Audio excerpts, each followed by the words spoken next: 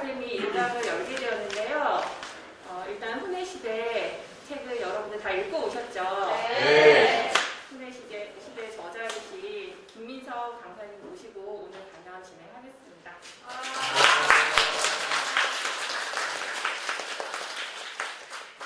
안녕하세요. 만나 뵙게 돼서 너무 반갑고 오늘 초청해 주셔서 감사합니다. 지금 제 얼굴이 여기 나오고 있는 건가요? 네, 나오고 있습니다. 아, 진짜요? 제가 사실 올해 고등학교에 처음 와보는데, 왜냐하면 당연히 그 코로나 때문이고요. 처음 와봤는데, 이렇게 찍고 있고, 또 이렇게 마스크도 하고 있는 건 처음이에요. 네, 뭔가 되게 새로운 기분으로 하게 될 것 같아요. 제 책을 읽어주셔서 감사해요. 후내시대라는 책을 읽어주셨다고 들었고, 저는 이제 그 책을 제가 왜 쓰게 되었는지, 그리고 그 책을 쓰면서 저는 좀 어떤 생각을 하게 됐는지, 이러한 것들을 좀 여러분께 편안하게 말씀드리려고 하고, 여러분도 이걸 통해서 뭔가를 많이 배워야겠다라기보다는 그냥 제 이야기를 좀 편안하게 들으면서 그냥 아주 작은 거라도 하나 얻어갈 수 있으면 좋겠습니다.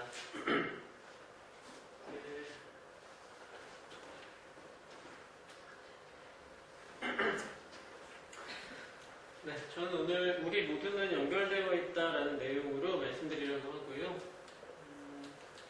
이게 안 되네요. 직접 치면서 해야 될 것 같아요. 앞에 사진이 한 장 있는데 제가 저를 소개할 때 항상 보여드리는 그런 화면이에요. 여기 사람들이 뭐 하고 있나요? 패션쇼 하고 있어요. 네, 맞습니다. 패션쇼를 하고 있고 여기 위에는 이 옷에 상표가 붙어 있어요. 이 상표 혹시 뭔지 아시나요? 지방시. 나 이거 처음 못 읽었거든요. 이 기분치라고 읽어야 되나 생각했는데 저는 이 상표의 옷이 없지만 많은 사람들이 이 지방시를 명품 브랜드로 알고 있는데 저를 아는 사람들에게 지방시는 조금 다른 의미예요. 네, 나는 지방대 시간 강사다. 이게 제가 쓴 첫 번째 책인데 책 제목이 좀 길어요. 10글자예요. 그래서 사람들이 이거를 3글자로 어떻게 줄일까 고민하다가 결국 3글자로 이렇게 줄여주더라고요. 보시면 지방시 그렇게 해서 저를 아는 사람들에게 지방시는 제가 쓴 책의 제목이고 저는 제 이름보다도 이 지방시 작가라는 이름으로 조금 더 알려지게 됐어요. 만약에 여러분이 이 10글자를 3글자로 줄인다면 뭐 더 좋은 게 있을까요? 지방시 말고? 지방시로 하니까 안 좋은 점이 있었어요. 뭐가 안 좋냐면 검색하면 내 책이 나오는 게 아니라 신발하고 가방만 나와서 아씨 안돼 했는데 네, 뭐 좋은 게 뭐 또 있나요? 지방시간 이거는 4글자네요. 네. 저번에 어떤 중학교에 갔더니 그 중학생이 자기였으면 앞글자는 따야 되니까 뒤에 2글자를 해서 나대나라고 바꾸겠다고 뭔가 중학생에게 딱 맞는 그런 상상력인 것 같아요. 아니면 뭐 지방간으로 해도 좋겠다고 나간다. 네. 근데 뭐 다 좀 이상하더라고요. 그래서 전 지방시라는 이 이름이 사실 마음에 들었는데 왜 마음에 들었냐면 여기 단어가 3가지가 있어요. 나, 지방대, 시간 강사. 근데 이 3가지의 단어 무엇 하나도 별로 명품이 아니더라고요. 나도 잘 살고 있는지 잘 모르겠고 그리고 지방에다가 대학까지 붙어버리면 누구도 가기 싫어하는 공간이 돼버려요. 뭔가 주변적인 공간처럼 우리에게 인식되어 있고 그리고 시간 강사. 뭔가 우리가 아는 처우가 열악한 직종 중에 하나거든요. 그래서 이 3가지가 모여서 뭔가 지방시라는 명품의 줄임말이 된다는 게 뭔가 나의 처지를 조금 더 잘 드러내줄 수 있지 않을까 그런 생각을 했어요. 저는 5년 전까지는 대학에서 문학을 공부하고 논문을 쓰고 학생들에게 문학을 가르치는 그런 일을 했었고 이 책을 쓰고 대학에서 나와서 지금은 글을 쓰는 전업작가로 살아가고 있어요. 이제 훈의 시대라는 책도 그 이후에 쓴 글인데 그 전에 제가 이제 훈의 시대라는 책을 쓰기까지 좀 어떤 일을 겪었는가, 왜 글을 쓰게 되었는가 하는 것들을 좀 여러분께 말씀을 드리고 싶어요. 저는 대학에서 공부하는 동안 되게 행복했어요. 아마 여러분도 이제 생각하는 진로가 있으실 텐데 누군가는 대학에 가서 이런 걸 해야지, 누군가는 난 대학에 가지 않더라도 이런 또 멋진 일을 해봐야지, 이렇게 저만의 진로가 있을 거예요. 근데 저는 공부하는 게 재미가 있었거든요. 근데 저 공부를 그렇게 좋아하는 사람은 아니고 문학을 공부하는 게 재미있었어요. 소설을 읽는 것도 재미있고 작가의 이야기를 보는 것도 재미있고 또 누군가에게 문학에 대한 이야기를 하는 것도 너무 좋아서 아 그래 나는 계속 문학을 공부해야겠다. 다른 건 안 했어요. 그냥 문학을 공부했고 근데 그러면서 너무 좋은 거예요. 나는 내가 하고 싶은 일을 하고 있고 대단히 행복한 사람이야. 그런데 많은 사람들은 내가 많은 시간을 보내는 공간에서 행복하고 싶어 해요. 여러분은 어디에서 가장 많은 시간을 보냅니까?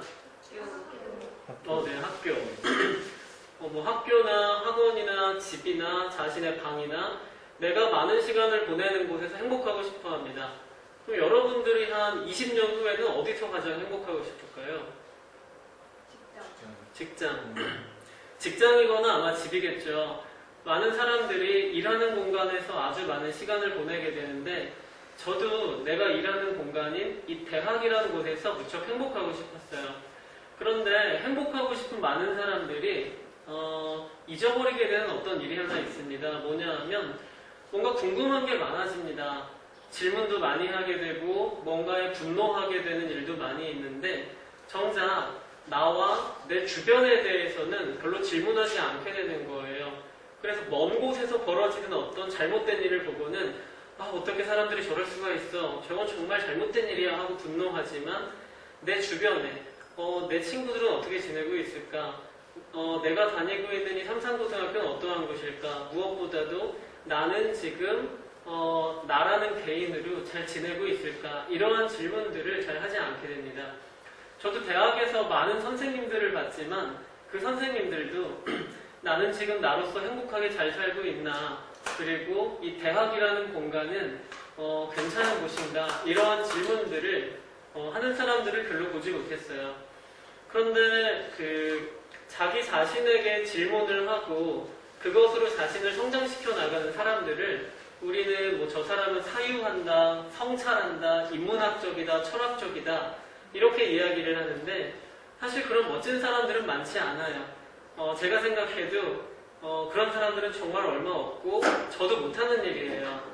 그래서 많은 사람들이 언젠가 나는 괜찮은 건가 이러한 질문을 하게 되는 때가 오는데 그게 언제냐면 내가 뭔가 여기에서 잘못됐구나, 내가 여기에서 뭔가 부당한 일을 당했구나 이렇게 느낄 때 사람들은 질문하게 됩니다.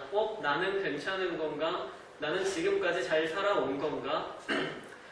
저 같은 경우는 언제 그런 질문을 좀 처음 하게 됐냐면 이제 결혼을 준비할 때였어요. 여러분은 이제 뭐 좋아하는 사람이 뭐 지금 있을 수도 있고 나중에 생길 수도 있고 나중에 이제 결혼을 선택할 수도 있고 안 할 수도 있지만 혹시 내가 사랑하는 사람을 만났을 때 하고 싶은 그런 프로포즈 같은 게 있나요? 저는 고등학생일 때 좋아하던 친구한테 종이약을 1000마리를 접어서 선물한 적이 있어요. 근데 그때 그랬어요. 그때는 그래서 종이약 1000마리 접고 있으면 너 누구 좋아해? 이런 얘기를 하던 때였는데 문방구에서 팔았어요. 그러니까 종이약을 한 게 아니라 종이약을 접을 수 있는 종이 1000장을 팔았어요. 전 사실 그 접다가 한 600개쯤 접고 그냥 너 좋아한다 얘기하긴 했는데 이제 결혼을 준비하다가 이제 아내가 될 사람한테 얘기한 거예요. 프로포즈를 했어요. 대신 내가 너를 행복하게 해줄게 이런 얘기가 아니라 두 가지의 제안을 하게 됐어요. 첫 번째는 당신도 알고 있지만 나는 대학에서 시간 강사로 일을 하고 있다. 그런데 나는 방학 중엔 월급도 나오지가 않고 아직 학자금 대출도 많이 남아있고 내가 당신에게 줄 수 있는 생활비는 한 달에 80만 원 정도가 전부인데 어쩌면 이것도 주기 어려울지도 모른다. 그래도 내가 이것만큼 어떻게든 벌어서 꼭 가져다 주려고 하는데 괜찮을까? 이렇게 물어봤어요. 여러분이라면 어떠세요? 괜찮은가요? 안 괜찮은가요? 네. 대답을 안 해도 괜찮습니다. 네. 근데 이제 제 아내가 그래, 그렇구나. 그럼 두 번째 제안이 뭐니? 하고 물어봐서 두 번째는 우리가 혼인신고를 좀 안 했으면 하는데 이렇게 얘기했어요. 이거는 괜찮은가요? 안 괜찮은가요? 그거는 상황에 따라서. 또 상황에 따라서 되게 합리적인 사람인 것 같아요. 네. 맞아요. 제 아내가 이유가 뭐냐 이렇게 물어보더라고요. 그래서 대학에서는 건강보험을 강사들에게 보장하진 않는데 여러분도 지금 건강보험은 아마 여러분을 부양하는 누군가가 대신 내고 있을 거예요. 그런데 나중에 이제 직장이 생기거나 결혼을 하게 되거나 특히 이제 혼인신고를 하는 순간부터 독립된 세대가 돼서 건강보험을 따로 내야 돼요. 우리 어머니, 아버지나 누군가가 내고 있는데 나도 따로 내야 되는 거예요. 근데 이제 대학에서 그걸 보장하지 않았기 때문에 지역가입을 해야 되는데 한 달에 10만 원이 넘더라고요. 안 내놓은 돈을 한 달에 10만 원 넘게 내야 되는데 아내한테 우리가 80만 원을 생활비로 쓸 수 있는데 10만 원 넘게 나가야 돼 이렇게 얘기했더니 그럼 혼인신고 우리 하지 말자 이렇게 얘기를 하더라고요. 그래서 이제 혼인신고를 하지 않기로 하고 이제 결혼을 준비하고 있는데 그때 제가 별로 기분은 좋지 않았어요. 그래서 선배들하고 밥을 먹다가 저 이번에 혼인신고도 못하게 됐다 이렇게 얘기를 했더니 선배들이 다 웃으면서 저한테 그러는 거예요. 민서가 우리도 못했어. 몰랐지? 여기 혼인신고한 사람이 없어. 이렇게 얘기를 해서 그때 처음으로 어떤 하나의 물음표가 생겼어요. 이 사람들은 괜찮은 건가? 대학에서 강의도 하고 교수님 소리도 듣고 논문도 잘 써서 발표하고 하는 사람들인데 어째서 자기의 결혼을 증명할 수 있는 사람이 아무도 없는 건가? 그리고 무엇보다도 이 대학은 괜찮은 건가? 또 나는 괜찮은 건가? 잘 살고 있는 건가? 이런 물음표가 그때 생기게 된 거예요. 그 이후로도 이제 여러 가지 좀 물음표들이 생기는 일들이 있었는데 여러분도 그런 경험이 있을 거예요. 내가 뭔가 궁금한 게 생겼는데 여기에 답을 안 하면 잠이 안 올 것 같아요. 근데 답을 안 하면 그게 점점 커져서 언젠가는 내가 여기에 답하지 않으면 내일부터는 나로서 살아갈 수 없겠구나 하는 데까지 그 물음표가 커지게 됩니다. 계속 모른 척하면 그 물음표는 사라져요. 하지만 그때부터는 그러한 일로 내가 어떤 물음표를 갖게 되는 날들이 다시 찾아오지 않습니다. 대신 거기에 답하고 나면 나는 조금 더 성장해 있게 되죠.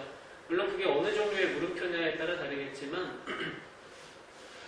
저는 이제 그런 물음표가 점점 커지다가 이제 결혼을 하게 됐어요. 결혼을 하고 혼인신고를 계속 안 해도 될 줄 알았는데 해야 될 날이 찾아오더라고요. 언제일까요? 네, 맞아요.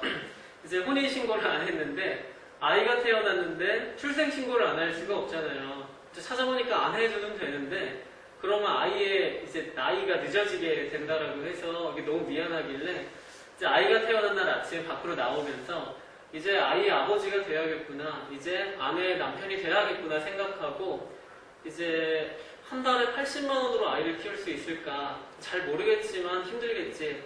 그래, 한 달에 50만 원이라도 더 벌자. 그리고 이제 건강보험을 보장받아야겠구나 하고 밖으로 나옵니다. 제가 그때 나이가 32살이었어요.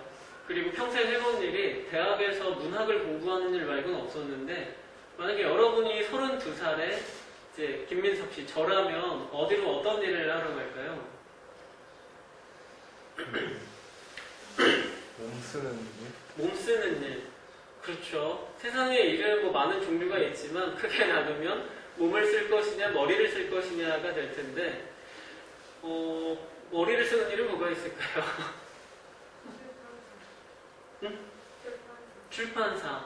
그렇죠. 출판사에 가면 아무래도 아마 출판사 직원들이 되게 화낼 거예요. 출판사에 옮길 게 되게 많거든요. 책이 10,000권씩 나오면 책도 옮겨야 되고 네, 물론 머리로 하는 일이 더 많긴 하지만 막 고민을 하다가 문학이라는 게 내가 이걸로 무엇을 할 수 있을까 고민해 보니까 대학에서 말고는 사실 할 일이 별로 없겠더라고요. 과외를 할까 생각했지만 과외 선생한테 4대 보험 해주는 부모님은 아마 없을 겁니다. 하는 방법도 모르고 무엇보다도 과외를 시작하게 되면 또 제 공부가 영향을 많이 받잖아요. 고민하면서 걷고 있는데 전봇대에 구인 공고가 붙어 있었어요. 거의 뭐라고 붙어 있었냐면 한 달에 50만 원 이상 보장, 그리고 건강보험 및 4대 보험 보장, 그리고 월수금 아침과 주말 하루만 출근하면 됨. 그걸 보는 순간 마치 나를 위해 준비된 일처럼 보이는 거예요. 제가 월수금 아침에 대학교 강의가 없었거든요. 그래서 거기로 들어갑니다. 혹시 후내시대 책에 거기가 어디였는지 나오나요? 네, 제가 아니 아마 여러분이 대답을 안 한다는 건 여기 안 썼습니다. 네, 안 썼을 거예요. 어디로 제가 들어갔냐면 거긴 맥도날드였어요. 그 지역의 맥도날드에서 물류산하차를 할 사람을 구하고 있더라고요. 제가 거기에 들어가서 저 이제 구인 공고 보고 왔습니다 말씀드렸더니 그 점장님이 별로 표정이 안 좋은 거예요. 이런 일 안 해보신 것 같은데요. 그래서 제가 열심히 하겠습니다 얘기하니까 그럼 3개월만 좀 일해주실 수 있을까요? 라고 해서 저는 3개월보다 좀 더 오랫동안 일하고 싶은데요 라고 했더니 합격이다. 내일부터 나오면 된다. 네. 이제 그렇게 말씀을 하시더라고요. 다음날 아침에 일을 나갔다가 왜 점장님이 그렇게 기뻐했는지를 알게 됐어요. 이게 진짜로 많이 힘든 일이더라고요. 전국에 있는 모든 맥도날드에는 월수금 아침마다 큰 차가 들어와요. 거기에는 이제 그 도시가 이틀 동안 소비할 햄버거 재료들이 실려 있는데 그것들을 다 검수하고 하차시키고, 그러니까 택배상하차처럼 하차시키고 또 이제 이거를 2층 관자재실로 올리고 유통기한별로 또 분류하고 정리하고 그날 사용할 물건들을 내려와서 또 정리하고 남은 것들을 버리고 뭐 그런 일을 할 사람이 필요했던 거예요. 이제 저는 그 일을 시작하게 됐는데 그 점장님이 저한테 3개월 넘게 한다 하셨지만 3개월만 하면 도망가셔도 괜찮다 이렇게 얘기를 하더라고요. 나중에 알고 봤더니 그 1년 동안 사람을 못 구해가지고 3일마다 사람을 바꾸면서 이걸 했다는 거예요. 그러니까 누가 진짜 한 달만 일해줘도 고마운 거죠. 근데 결론적으로 말씀드리면 저는 1년 4개월 동안 지각 한 번 안 하고 이 일을 되게 열심히 해주게 돼요. 근데 그건 제가 특별히 성실한 사람이어서 그랬던 게 아니고 그렇게 했을 때 맥도날드에서 제 가족의 건강보험을 보장을 해줬거든요. 근데 제가 하루라도 안 나가거나 지각하게 되면 그 달치 건강보험은 지역으로 전환이 돼서 제가 또 10만 원 넘게 내야 돼요. 그건 저한테 있을 수 없는 일이기 때문에 되게 열심히 나갔던 그런 기억이 있어요. 근데 이제 맥도날드에서 일하는 동안에도 어떤 물음표가 점점 커지는 거예요. 그러다가 이제 아이의 돌이 됐는데 이제 1년이 된 거잖아요. 근데 이제 대학뿐 아니라 사람이 일하는 많은 공간에는 상조회라는 게 있습니다. 상조회가 뭘까요? 상조회.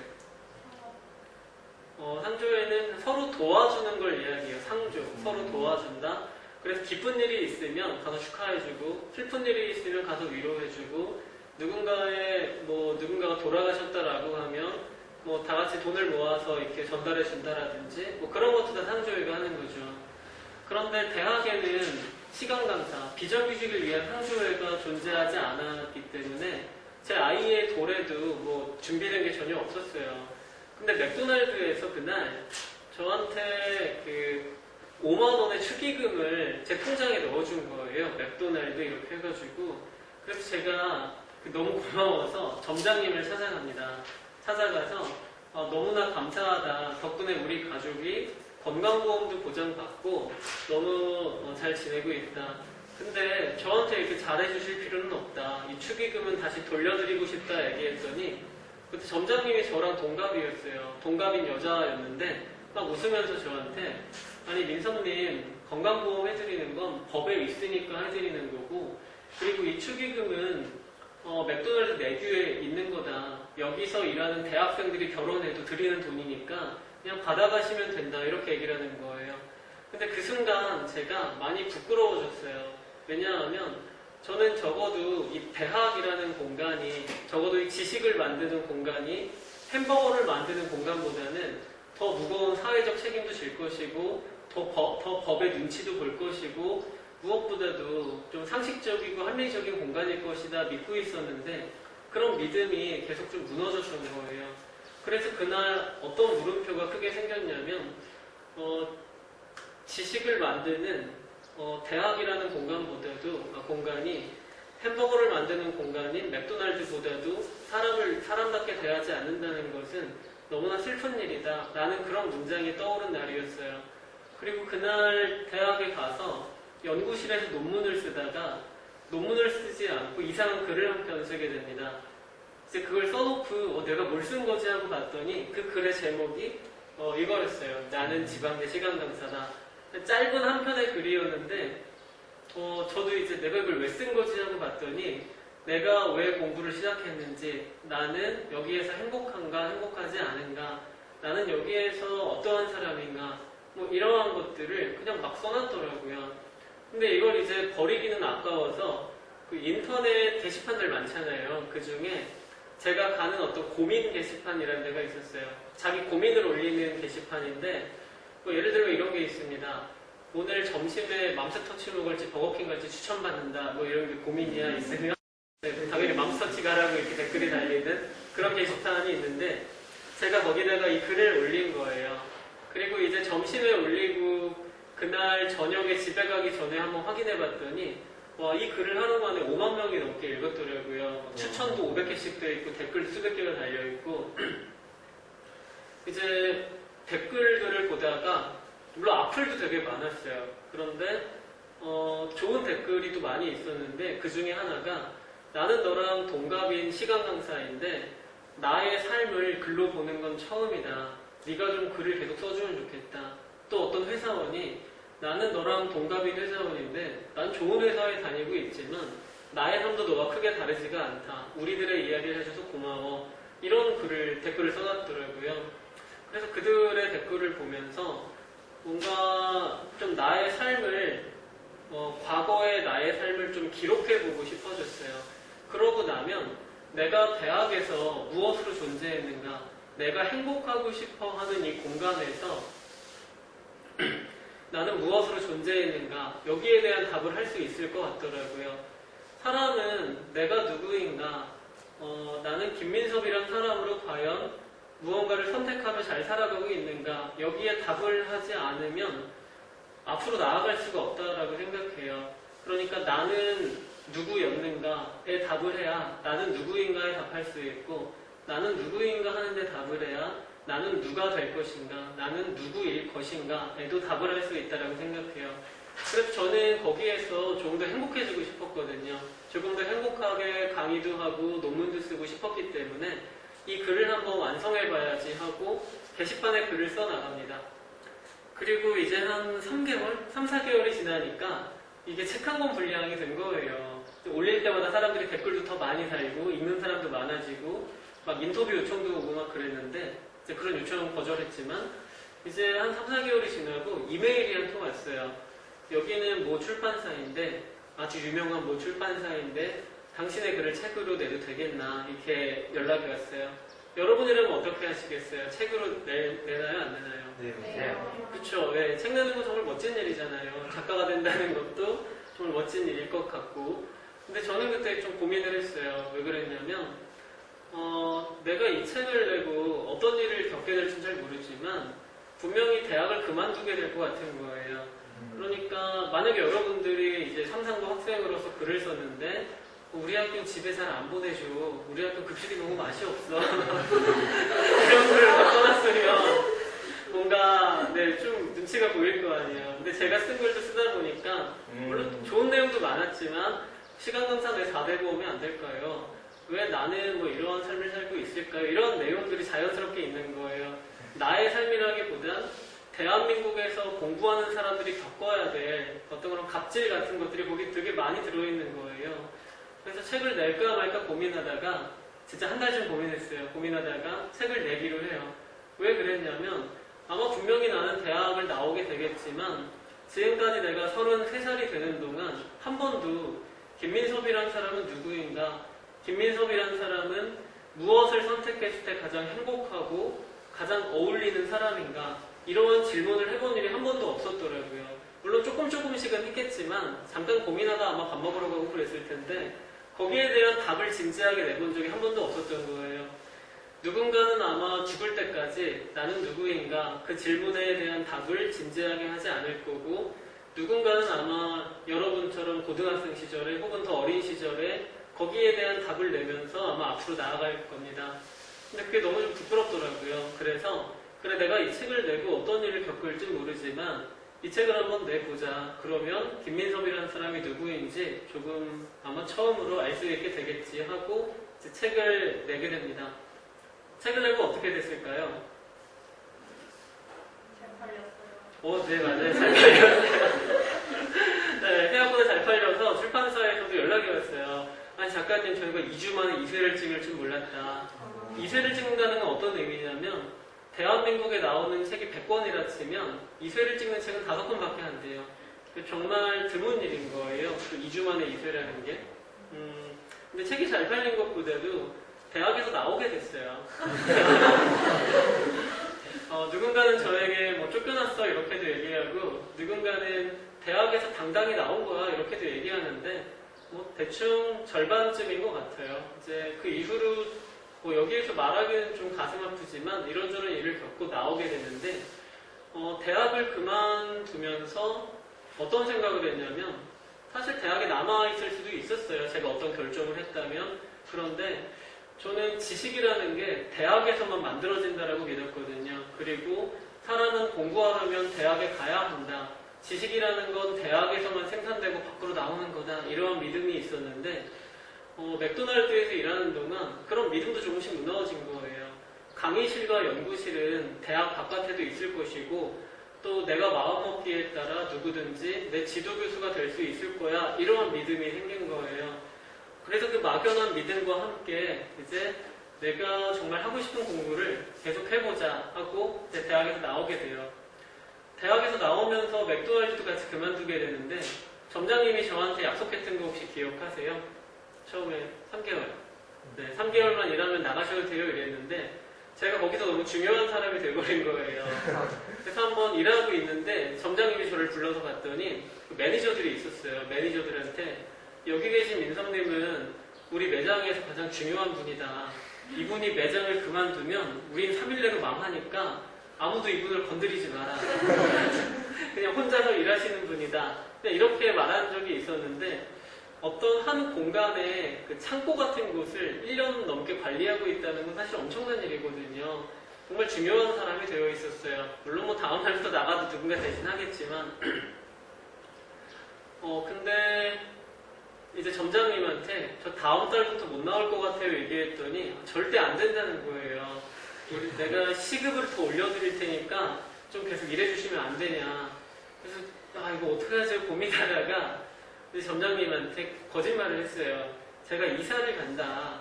근데 멀리 가야 한다 될 것 같아서 제주도로 2주를 간다. 이렇게 얘기했더니 점장님이 그럼 어쩔 수 없겠네요 하고 제주도 어디로 가냐고 물어보는 거예요.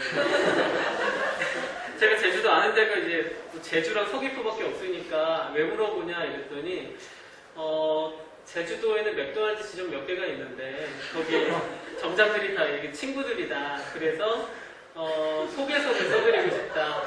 제주도가 아니라 대한민국 어디로 가든 그 지역 맥도날드에서 내일부터 일할 수 있을 거다. 차라리 어디에서든 뭔가 열심히 일을 하면 좋은 것 같아요.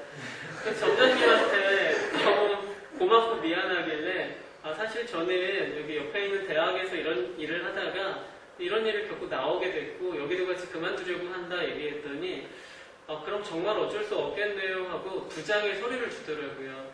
한 장은 제가 퇴직금을 받을 수 있다라는 서류였고, 다른 한 장은 우리 가족의 건강보험을 앞으로 1년 동안 보장해주겠다라는 서류였어요. 또 나한테 왜 이렇게 잘해주지? 막 이런 심정이 됐는데 법에 다 있는 거더라고요. 누구나 받을 수 있고 받아야 하는 것. 그런데 제가 10년 넘게 일을 했던 대학에서 나올 때는 그냥 제 연구실 짐을 빼는 걸로 모든 게 마무리가 됐는데, 오히려 1년 3개월을 일한 맥도날드를 나올 때는 받아야 될 퇴직금도 남아있고 뭔가 받아야 될 사회적 보장도 아직 남아있더라고요. 마지막까지 어디가 조금 더 저에게 좀 더 합리적이고 상식적인 공간이었느냐라고 하면은 이 시대의 대학보다는 맥도날드 쪽이었던 거예요. 근데 이건 맥도날드가 좋은 기업이라는 뜻이 절대로 아니에요.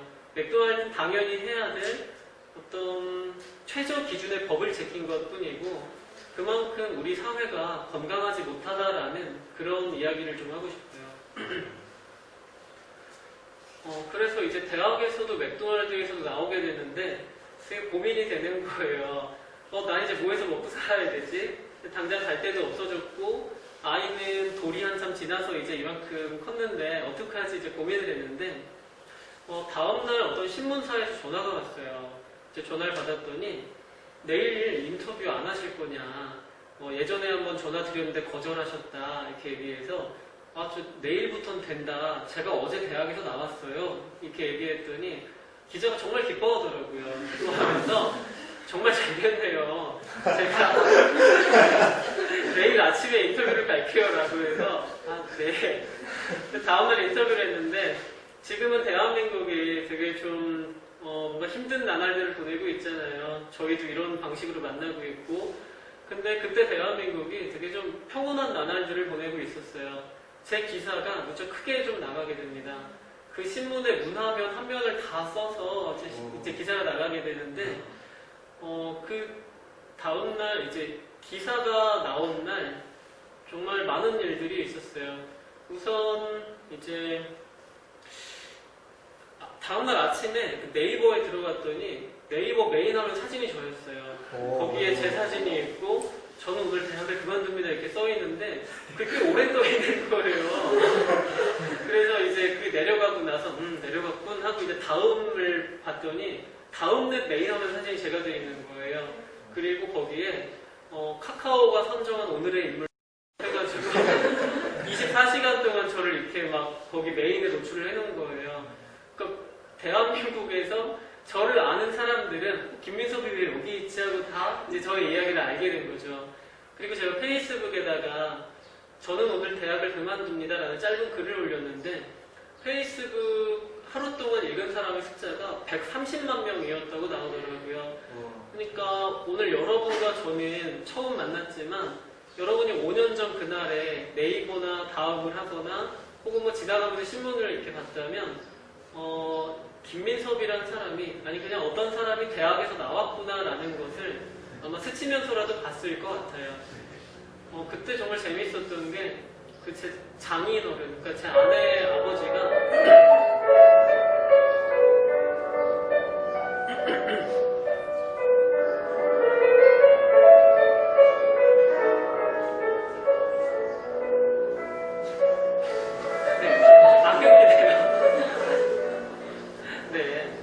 제 장인어른이 전화가 왔어요. 결혼하고 아마 거의 처음으로 전화가 왔는데 신문에 나온 게 우리 사후가 맞나 이렇게 물어보시는 거예요. 그래서 아니 맞습니다 말씀드렸더니 그분이 이제 연세도 많으시고 시골에서 농사 지으시거든요. 그럼 됐다. 내가 지금 마을회관에 자랑하러 가는 그러니까 정말 그 시골에서도 어떤 사람이 대학에서 나왔나봐 이런 걸 다 알게 될 만큼 이제 크게 나오게 됐어요. 어떤 변화가 있었느냐면 일단 아까 말했듯이 책이 많이 나갔더라고요. 다음날 뭐 교보문고, 알라딘, 예스 이런 곳에 봤더니 제 책이 사회 분야 2등까지 올라가 있었어요. 1등은 한 번도 못했지만 2등까지 갔는데 1등은 못했겠더라고요. 그때 1등이 누구였을까요? 여러분이 아는 사회 분야 작가 누가 있나요? 글 쓰면 항상 1등하는? 유시민 씨가 1등이었어요. 근데 서점에 갔는데 유시민 다음 내가 있으면 말이 안 되는 거잖아요. 그래서 내가 이 책으로 돈을 얼마나 벌 수 있을까 이런 생각도 하면서 이제 그때 뭘 해야 될까 고민하다가 아내한테 얘기했어요. 내가 대학에서 10년 넘게 논문만 읽고 썼는데 내가 그러면서 쓰고 싶은 글들이 많이 있었다. 당신이 괜찮다고 하면 1년 동안 그 글들을 쓰면서 지내보고 싶은데 1년 동안 2천만 원을 넘게 벌면 계속 글을 쓰고 2천만 원을 못 벌면 다시 맥도날드로 가든지 알아서 하겠다. 그랬더니 아내가 그냥 뭐 당신 하고 싶은 대로 해 이렇게 얘기를 하더라고요. 나중에 제가 아내한테 그때 왜 그렇게 되게 쿨하게 얘기했냐 물어봤더니 네가 어디에 가서 뭘 하든지 대학에서보단 더 벌어올 거라 믿었다 이렇게 얘기를 해서 되게 현명한 생각이었다 이렇게 답을 해줬습니다. 근데 그때부터 저는 전업 작가가 돼야겠다 생각하고 그리고 또 내가 뭘 해야 가장 행복할까 생각해봤는데 글쓰기밖에 일단 안 떠오르더라고요. 그래서 이제 1년을 생각하고 글쓰기를 시작합니다. 전 어떻게 1년 동안 계속 글쓰기를 했을까요? 아니면 중단하게 됐을까요? 중단했어요. 네, 계속 했다고 해야 멋있을 것 같은데 한 달 만에 중단을 했어요. 왜 그랬느냐면 아까 제가 책이 잘 팔렸다 그랬잖아요. 계속 잘 팔리진 않더라고요. 그리고 사람들이 얼마나 책을 안 사는가 하는 걸 잘 알게 됐어요. 뭔가 얼마 벌었는지 얘기해주고 싶은데 동영상에 남을 걸 생각하니 네, 말하기 민망하네요. 근데 얼마 그렇게 많이 벌지는 못했고 이제 그때 이제 글을 쓰다가 글이 잘 안 써지는 거예요. 그래서 왜 글이 안 써질까 고민하다가 사람들이 내 글을 왜 읽어줬을까 생각해보니까 내가 그냥 책상에 앉아서 커피 마시면서 쓴 글이 아니라 내가 노동을 하고 사람들과 또 관계를 맺어 나가고 그렇게 배운 것들을 내가 옮겨 적은 거구나. 그러니까 내 머리에 새겨진 글이 아니라 내 몸에 새겨진 글들을 옮겨 적은 거고 그건 내가 쓸 수 있는 가장 좋은 글이겠구나. 이제 그런 생각이 든 거예요. 그래서 그래 다시 일을 시작해야겠다. 어떤 일을 하든 일을 하면서 공부하고 그러면서 내가 배우고 경험하고 감각한 것들을 옮겨 적어야겠다 생각하고 이제 어떤 일을 하지 하고 다시 고민하기 시작합니다. 혹시 어떤 일을 했는지는 그 이제 책을 읽어보면 나올 텐데 처음에는 맥도날드 다시 갈까 고민했던 게 점장님이 계속 연락이 온 거예요. 오늘 하루만 더 나와달라. 언제든지 돌아와도 좋다. 계속 이제 연락이 와서 고민했는데 아니 다른 게 좀 하고 싶더라고요. 근데 집 앞에 스타벅스가 생겼어요. 그래서 이번에 스타벅스로 가볼까 맥도날드에서 스타벅스로 뭐 이렇게 생각했는데 그때 제가 아내한테 나 다시 좀 일을 좀 시작하려고 해. 그래서 스타벅스 이렇게 얘기를 하려고 했는데 그 아내가 저한테 되게 얄미운 말을 했어요. 만약에 여러분이 그 사랑하는 사람이 이제 글을 쓰겠다고 1년 동안 글 쓰겠다 얘기했는데 한 달 만에 와서 나 다시 좀 못할 것 같아 얘기하면 여러분이라면 뭐라고 하겠어요? 응? 근성이 그거밖에 안 되죠. 근성이 그거밖에 안 되냐? 네. 그 말을 어떻게 좀 더 사람 열받게 할 수 있을까요? 아내가 뭐라 그랬냐면 그렇구나. 그럼 이번에 어떻게 롯데리아로 갈 거니? 버거킹으로 갈 거니? 그렇게 얘기를 해가지고 이번에 딴 거 할 거거든 이렇게 얘기했는데 스타벅스 얘기를 안 하길 잘했더라고요.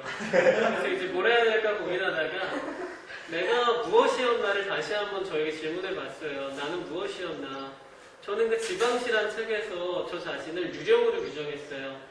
강의실이나 도서관이나 연구실이나 모든 곳에 존재했지만 김민섭이라는 개인으로서 존재한 게 아니라 어쩌면 유령처럼 그 공간을 배회하고 부유하면서만 존재했던 게 아닌가. 나는 과연 김민섭으로서 어디에 존재했을까? 적어도 대학은 아니겠구나. 그렇게 생각을 하게 됐는데 좀 시간이 지나고 나니까 유령이 아니라 나는 혹시 대리인간이 아니었을까? 나의 욕망이 아니라 타인의 욕망을 어떤 선생님의 욕망을, 선배들의 욕망을, 또 부모님의 욕망을, 누군가의 욕망을 나의 욕망이라고 믿으면서 그것들을 대신 수행하면서 살아온 나의 삶이 아니라 어떤 대리인간으로서의 삶이 아니었을까. 그 생각을 하다 보니까 그래 유령이 아니라 난 대리인간이었구나. 그래 어떤 일을 하지? 정말 쓸데없이 제가 그때 생각한 게 대리라는 단어가 들어간 일이 뭐 없을까? 그때 하나의 노동이 떠오르는 거예요. 대리운전. 네. 대리운전. 제가 사실 딱 여기 삼산구 앞에 한번 와본 적이 있더라고요. 내가 언제 왔을지 생각해봤더니 한 4년 전에 대리운전 하다가 딱 이 앞에 온 적이 한 번 있었어요. 그 기억이 오늘 오면서 기억이 났습니다. 그래서 대리운전이 떠오르는 순간 이거 정말 재미있겠잖아 라는 생각이 드는 거예요. 내가 맥도날드에서 햄버거 재료를 나누면서도 정말 많은 걸 배웠는데 대리운전, 내 차가 아니라 다른 사람의 차이고 그것도 다른 사람의 차에 운전석에 앉는 일이잖아요. 타인의 운전석에 앉아서 바라보는 이 사회의 모습은 나에게 어떻게 비추어질 것인가, 그리고 나는 이 무수한 차의 주인들 옆에서 이들에게 무엇을 배울 수 있을 것인가. 당연히 지식을 배울 수는 없겠지만 그들이 나를 대하는 태도에 따라서 나는 또 많은 걸 배우고 감각할 수 있겠구나 라고 생각하게 됐어요. 그래서 뭐 대리운전 하려면 여러분은 가장 먼저 뭐 어떻게 해야겠습니까? 면허증. 면허는 있었고 대리운전을 어떻게 해야 되나 궁금하잖아요. 저는 그때 유튜브를 잘 안 해서 뭐 한 6년 전이니까 5, 6년 네이버에 검색을 해봤어요. 대리운전 이렇게.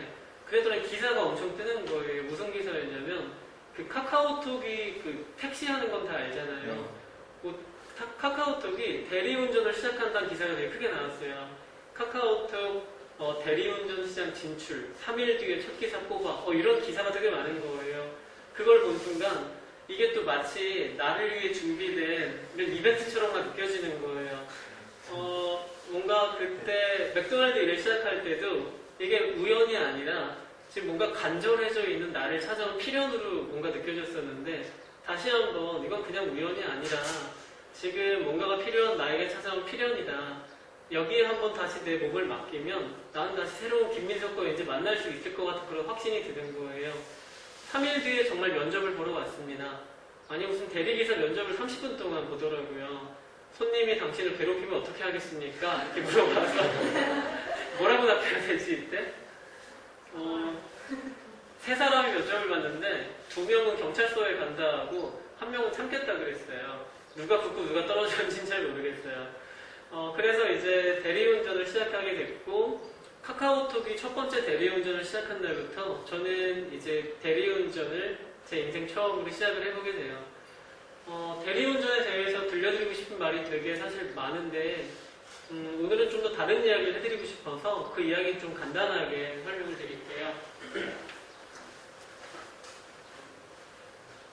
이게 꺼진 것 같은데 제가 사실 앞에 있는 얘기를 좀 짧게 드리려고 그 부분 PPT를 안 가져왔는데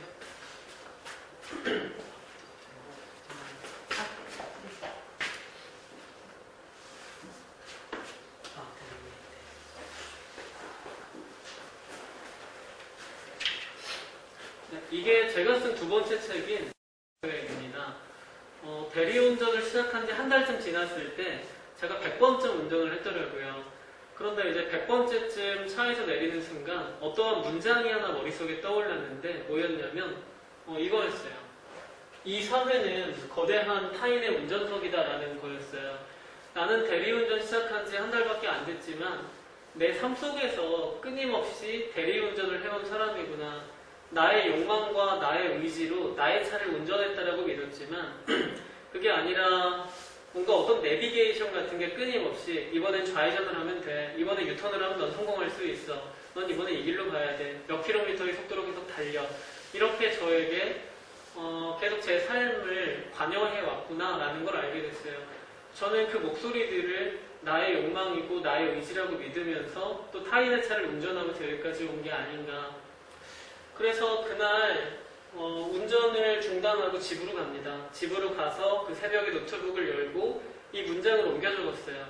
왜냐하면 저는 그렇게 막 기억력이 좋은 사람이 아니라서 이걸 떠올렸다가 집에 갈 때쯤에 아까 내가 뭔가 굉장한 생각을 했던 것 같은데 뭐였을까 이러고 그냥 집에 갈 것 같더라고요. 그래서 그냥 모든 걸 중단하고 집으로 가서 이걸 적고 그 위에 대리사회라는 이 책의 제목을 적고 그 다음날부터 이 책을 쓰기 시작했어요. 책만 쓴 건 아니고 운전을 하고 들어오면 이제 새벽인데 새벽부터 한두 시간씩 그날 배운 걸 정리하고 자고 뭐 그런 일을 반복하다가 지방시라는 책이 나온 지 정확히 1년 만에 이 책이 나오게 됩니다. 이 책은 저에게 진짜 중요했어요. 왜 중요했냐면 이 책이 잘 돼야 했어요. 이 책이 잘 되면 김민섭이라는 사람은 그 이후에 계속 작가로 살아가고 있구나 하고 많은 사람들이 알아줄 텐데 이 책이 잘 안 되면 정말 큰일 날 것 같은 거예요. 그래서 되게 좀 걱정이 많았는데 다행히 이 책이 잘 됐어요. 지방시라는 책보다 훨씬 많이 팔렸고 여기저기서 올해의 책으로 선정되기도 했고 제가 아마 여러분 앞에 있는 이유가 이 책 때문일 거예요. 이 책 이후로 김민섭이라는 사람은 글을 쓰는구나 라는 거를 많은 사람들이 알게 됐어요. 그래서 저는 이때 이후로 계속 글을 쓰면서 살아갈 수 있겠구나라는 어떤 자신감을 좀 얻게 됐고 그 이후로 6년 동안 6권의 책을 쓰게 됐고 지금도 계속 책을 쓰면서 지내고 있습니다. 그 중에 이제 여러분이 읽어준 훈의 시대가 저에게는 이제 그 다음으로 또 중요한 책이에요.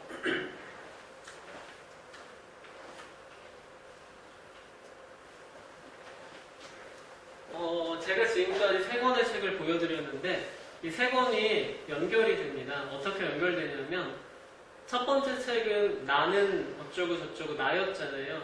두 번째 책은 대리 사회예요. 세 번째 책은 시대입니다. 그러니까 나에서 출발한 어떤 물음표가 사회로 이어지고 다시 한번 시대로 이어진다라는 것. 나는 괜찮은가라는 물음표에서 시작해서 이 사회는 어떠한가, 이 시대는 어떠한가 이렇게 조금씩 물음표를 확장시킨다는 의미로 그 다음 책을 훈의 시대를 정했고 훈의 시대는 여러분이 책을 읽으셨다라고 해서 근데 이제 뭔가 방송을 보는 학생들 중에는 안 읽은 학생들도 있으실 것 같기도 하고 조금만 좀 설명을 드릴게요. 혹시 여기 훈이라는 게 어떤 단어였죠, 여러분? 훈? 네? 가르침. 네, 맞아요. 누군가를 가르치기 위한 모든 언어들을 훈이라고 할 수 있어요. 학교에는 아주 많은 훈들이 있죠. 일단 여기 급훈이 네, 왜 없네요? 학급이 아니라서. 네. 학급이라고 하면 여기에 뭔가 급훈이 붙어 있을 것이고 뭐 없는 데도 있겠지만 그리고 또 들어올 때 여기 3, 4급 교훈을 봤는데 네, 한자도 되게 멋지게 돌에 적혀 있는 걸 봤어요. 다들 뜻을 알고 있습니까? 네, 뭔가 새롭게 하자라는 뜻의 그런 교훈이 붙어 있었고 또 이제 학교에는 많은 훈들이 있어요. 교장 선생님도 훈화 말씀을 하실 것이고 선생님들도 누군가를 훈계하고 훈육하고 이러한 역할들을 많이 하게 됩니다. 그래서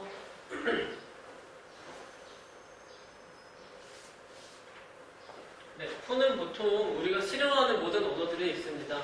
전 여기 있는 모든 단어들을 별로 좋아하지 않아요. 그래서 훈이라는 것은 누군가를 가르치기 위한 언어이고 또 누군가 그러니까 위에서 만들어내는 권력의 언어이고 그렇다면 우리는 아까 제가 욕망이라는 얘기를 많이 했잖아요. 우리는 어떠한 욕망에 둘러싸여 살고 있을까? 그렇다면 그건 지금 우리의 곁에 있는 언어들을 살펴보면 나를 둘러싼 욕망들을 알 수 있겠구나라고 생각을 하게 됐습니다. 그래서 이제 언어를 수집하는 일을 시작을 하게 됐는데 제가 찾아간 것은 학교였어요.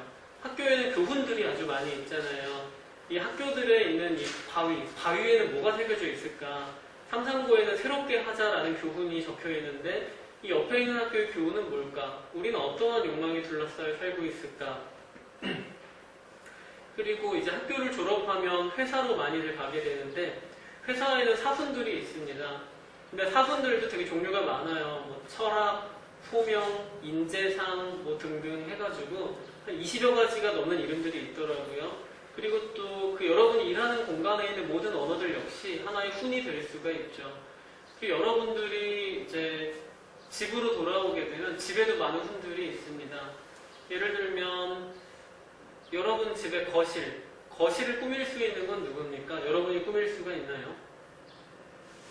네, 그럼 너무 좋은 일인데 보통 거실은 그 집에서 가장 힘든 사람이 꾸미게 됩니다. 예를 들면 어머니가 꾸밀 수도 있고 아버지가 꾸밀 수도 있고 여기에 어떤 글씨를 붙여놓을지 여기에 어떤 그림이나 어떤 상장, 액자를 붙여놓을지 하는 것도 그 집안의 어떤 힘이 센 가장이 정하게 되고 그리고 어떤 책꽂이에 어떤 책을 꽂아둘 것인가 세계교양 전집 읽지도 않는 그걸 꽂아놓아서 우리 교양을 쌓아야 돼 이런 욕망을 이렇게 보일 것인가 아니면 부자 아빠 가난한 아빠를 꽂아놓음으로써 우린 부자가 돼야 돼 이러한 욕망을 전시할 것인가 혹은 냉장고에 붙어있는 모든 것들도 그 집안의 훈이 됩니다. 여러분 집에 냉장고에 뭐가 붙어있나요? 되게 중요하게 붙어있을 겁니다. 제가 대학생일 때는 냉장고에 가장 많이 붙어있던 게 치킨 쿠폰이었는데 근데 그거는 사실 제 마지막이었어요. 치킨을 먹는다는 건 그때 가장 행복한 일이었기 때문에 네, 제 욕망을 그대로 구현한 것 같고 지금은 또 다른 것들이 붙어 있습니다. 지금도 뭐 그런 쿠폰들이 있고 제 아내가 붙여놓은 후니도 있어요. 제 아내는 아이의 어린이집 식단표를 붙여놨습니다. 그래서 아이가 오늘은 뭘 먹는지, 보리밥을 먹는지, 수수밥을 먹는지 그걸 꼭 하루에 한 번씩 보더라고요. 그건 또 아이를 건강하게 키우고 싶다라는 제 아내의 욕망일 것이고 저도 붙여놓은 것들이 있습니다. 그리고 또 우리 모두가 살아가는 집들도 훈의 대상이 됩니다. 우리는 어떠한 언어를 가진 공간에 살아갈 것인가. 예를 들면 예전에 제가 어릴 때 아파트들 이름은 그냥 장미 아파트, 우성 아파트 이런 게 많았는데 요즘은 그렇게 아파트 이름을 안 짓습니다. 예를 들면 뭐 더 퍼스트 메가 트라지움이라든지 뭐 미드 카운티 블루나잇이라든지 뭐 그런 식으로 기본 브랜드가 있고 서브 브랜드가 붙으면서 그 어떤 언어를 통해서 거기 살아가는 사람들의 격을 정하려고 하는 것들이 있는 거예요. 근데 아파트만 그렇진 않아요. 요즘 나오는 빌라들도 되게 재미있는 이름을 하고 있습니다. 예를 들면 작년에 저희 집 앞에 생긴 어떤 큰 빌라가 있는데 그 빌라의 이름이 다이아 캐슬 빌라였어요. 뭐 다이아 캐슬을 붙여놨는데 그때 드라마가 스카이 캐슬이라는 게 있었거든요. 그래서 아마 거기에 영향을 받았겠지 생각했고 또 이제 걸어가다가 어느 날은 레미안 캐슬 아파트라는 걸 본 거예요. 그냥 빌라야. 5층짜리 작은 빌라인데 저는 진짜 레미안 시공사가 여기다 했나 깜짝 놀라서 봤는데 그게 아니었어요. 그러나 우리 모두는 우리가 살아가는 공간에도 어떤 이름을 부여하고 우리들의 욕망을 부여하고 우리는 거기에서 살아가고 있다는 것이죠. 아마 여러분이 살아가고 있는 집들도 우리의 욕망과는 어떤 다른 이름을 하고 있거나 어쩌면 닮아 있을 수도 있고요. 또 그리고 내 집이 그렇지 않더라도 그 주변의 많은 공간들이 또 그럴 수가 있죠. 그래서 저는 후네시대라는 책에서 각 공간의 욕망들을 수집하는 일들을 해보았고 특히 이제 학교를 찾아가서 그러한 언어들을 좀 수집하는 일들을 했습니다.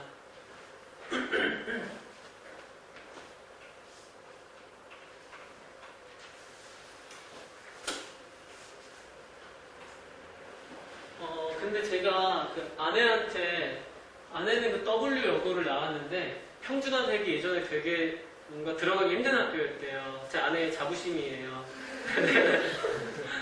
근데 이제 제가 아내한테 당신 학교에 교분이 뭐였냐 물어봤더니 대답을 하더라고요. 착한 딸, 어진 어머니, 참된 일꾼이었다.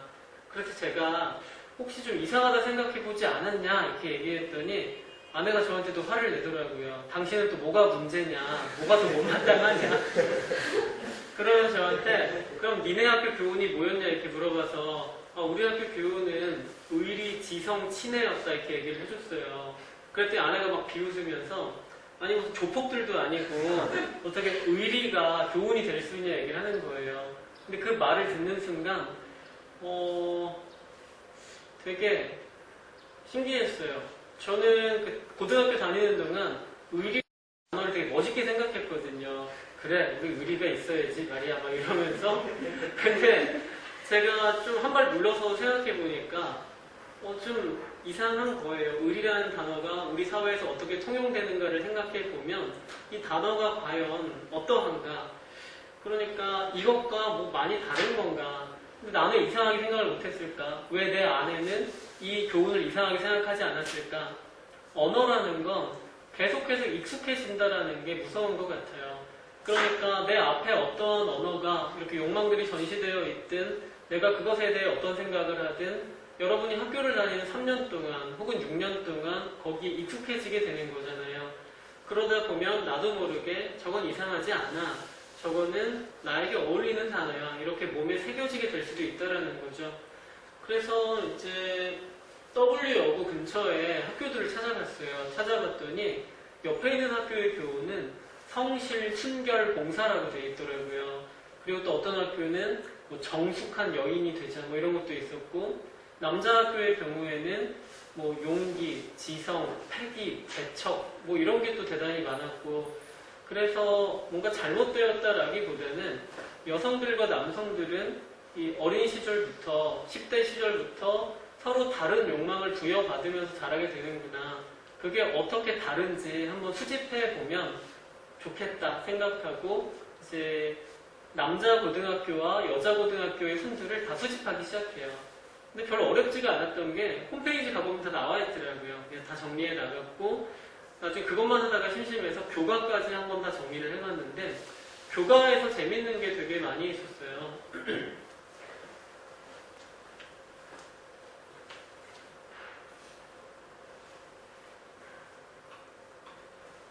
네, 책에 나와 있는 그림이긴 한데 여기 왼쪽은 여학교, 오른쪽은 남학교예요. 각각의 학교들이 여학생과 남학생을 지칭한, 호칭한 그 단어들인데 여학교의 경우에는 향기로운 꽃송이라든지 딸이라든지 여성, 뭐 아가씨, 여인, 또 뭐 큰 아기도 있네요. 막 이런 식으로 학생이 아니라 여성으로서 호칭하는 경우가 되게 많았는데 남학교의 경우에는 여기 잘 안 보이는데 학도라는 뜻이에요. 그러니까 가장 많은 경우에 남성이 아니라 학생이라는 호칭으로 부른 것, 공부하는 사람들이라는 뜻으로 부른 거고, 뭐 거나 젊은이, 뭐 아들도 있지만 뭐 젊음, 영재, 청년, 인류 등등 어떤 차이가 있나 보면 여기서는 어떤 여성으로서의 역할을 가진 사람으로서 한 개인을 호칭하게 되고 여기에서는 그냥 그대로 공부하는 개인으로서 이 학생들을 호칭하게 되는 거예요.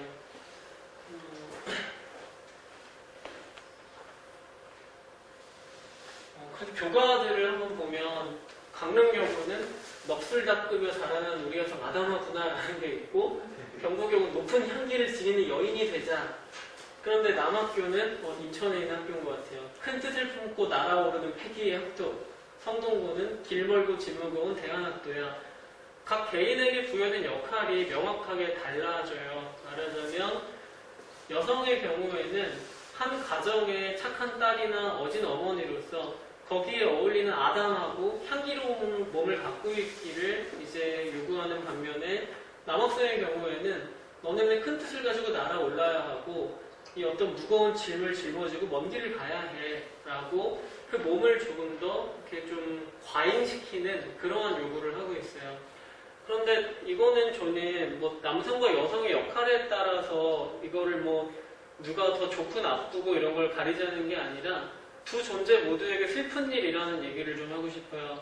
여러분이 여러분의 욕망을 선택하고 언어를 선택하고 그것으로 자기의 몸의 크기를, 또 마음의 크기를 만들어 가야 할 어떤 자유를 부여받은 사람들인데, 여기에서 보면 여성의 경우에는 그 어떤 자존감을 계속해서 위축시키고 있고, 남성의 경우에는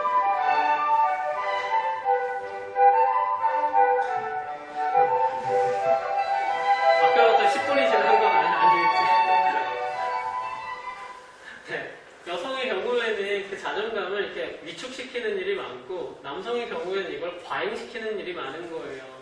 그런데 위축되는 일도 과잉되는 일도 그 개인에게 정말로 슬픈 일이거든요.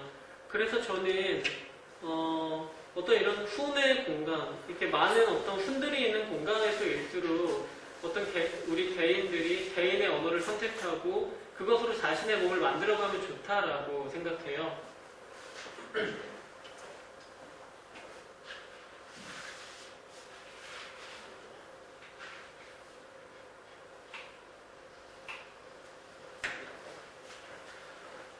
제가 사실 훈의 시대를 쓰면서 뭔가 재미있는 일들이 있었는데 그 얘기를 좀 책에 넣어놨거든요. 그 책에 보시면은 W여고라는 곳의 사례와 K여고라는 곳의 사례가 나오는데 그걸 한번 여러분들이 꼭 읽어보시면 좋겠고 저는 사실 여러분이 책을 안 읽어오셨다고 하면은 그 이야기를 굳이 한번 더 드리는데 책을 읽어오셨다라고 해서 좀 기쁘게 그 이후의 이야기를 좀 드리고 싶어요. 혹시 여기 그 책을 끝까지 다 읽으신 분들 계시면 손 한번 들어줄 수 있나요? 아, 네. 진짜로 열심히 읽어주셨네요. 감사합니다. 김민석 찾기 프로젝트 기억하시나요? 아, 네네.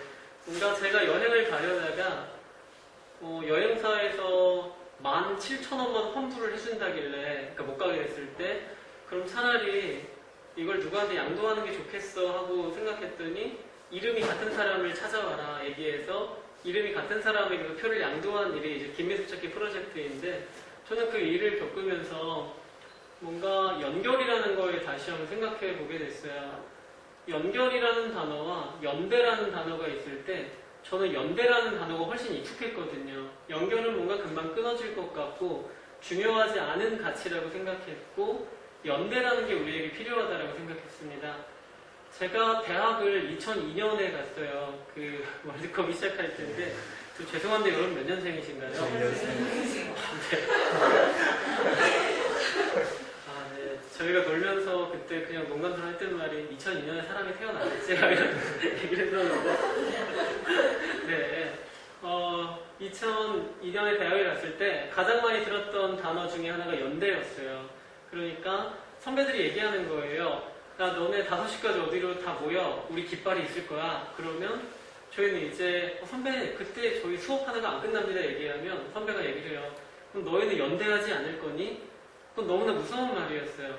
너는 우리의 편이 되지 않을 거니? 너는 우리와 함께하지 않을 거니? 넌 다른 사람이니? 연대하지 않는다라는 건 거기에서 함께 살아갈 수 없단 말처럼 들렸거든요. 그래서 정말 마법의 단어 같은 거였는데 그 이후에 제가 대학에서 나온 게 이제 2015년인데 그땐 대학에서 누구도 연대라는 말을 잘 쓰지 않게 됐어요. 그래서 많은 사람들이 막 슬퍼하고 그랬는데 근데 그때 연대라는 건 같은 장소에 모여서 같은 옷을 입고 같은 어떤 깃발 아래에서 같은 말을 하고 또 그리고 어깨동무도 하고 가끔은 또 앉거나 누워서 뭔가 우리의 이야기를 외치고 그래야 우리가 함께하고 있다라고 생각했는데 우리는 좀 더 느슨하게 많은 일을 할 수 있지 않을까 이제 그런 생각을 요즘은 하게 됐습니다. 그러니까 뭔가 줄을 팽팽하게 당기는 일과 느슨하게 당기는 일 뭐가 힘드냐고 보면 팽팽하게 당기는 일이 훨씬 힘들겠지만 그렇지 않아요. 느슨하게 당기는 일이 더 힘듭니다. 어떤 얘기냐면 팽팽하게 당긴다는 건 그냥 당기기만 하면 되지만 느슨하게 당긴다라는 것은 완전히 힘을 준 상태도 아니고 완전히 힘을 뺀 상태도 아닌 거예요. 그렇게 뭔가 있는 듯 없는 듯 우리의 관계를 느슨하게 이어가다가 누군가에게 도움이 필요한 일이 생겼다. 그러니까 도움이 필요하다라는 것은 저 사람이 나와 닮은 사람이구나. 저 사람을 돕는 일이 결국 나를 돕는 일이겠구나라고 판단되는 어떤 순간에 우리 서로의 연결된 끈을 살짝 잡아당기는 거예요. 그러면 그 줄이 팽팽해지면서 우리는 서로 연결되어 있구나. 저 사람이 잘 되면 좋겠다. 나도 저 사람을 좀 돕고 싶어. 어떤 이러한 훈들이 우리 사회를 좀 지탱시키고 있는 게 아닐까. 그런 생각을 하면서 이 후내시대라는 책을 쓰게 됐고 오늘 남은 시간 동안 여러분에게 제가 후내시대라는 책을 쓰고 나서 벌어진 하나의 일을 좀 더 얘기해 드리고 좀 정리를 하도록 할게요.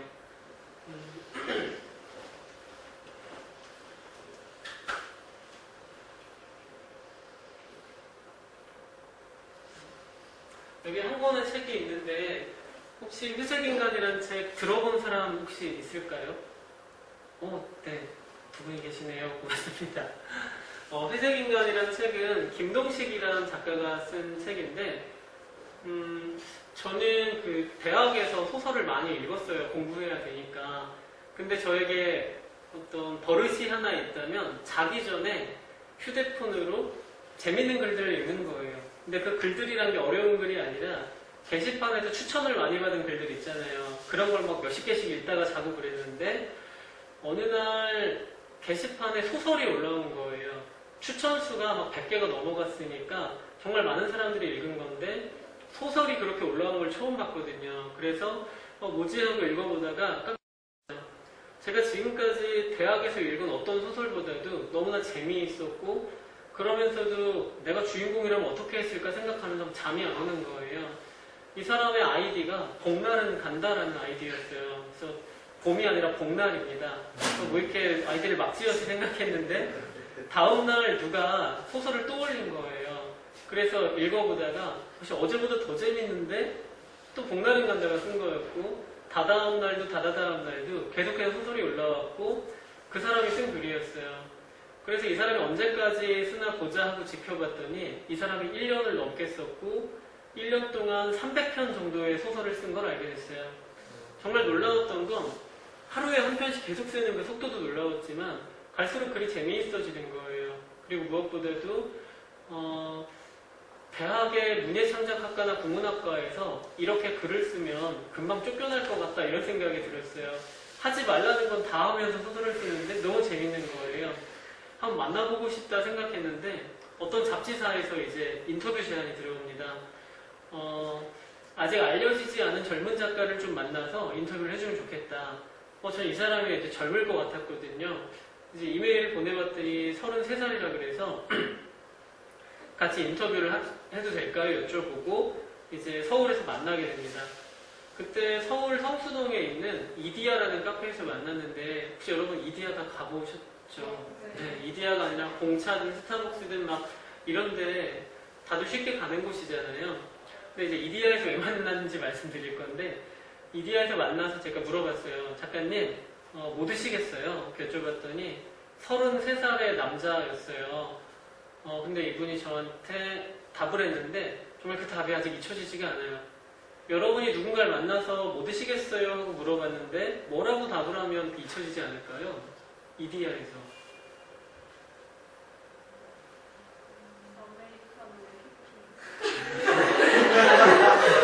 아메리카노 휘핑. 그렇게 안 먹죠? 나도 이상한 사람이 있는 겁니다. 네, 뭔가 근데 더 놀라운 말이었던 것 같아요. 뭘까요?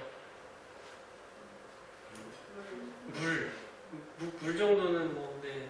뭐라 그랬냐면, 저 이런 데서는 뭘 먹어야 되나요? 이렇게 물어보는 거예요. 33살인 그 사람이 태어나서 이런 프랜차이즈 카페점에 와본 게 처음이라고 하더라고요.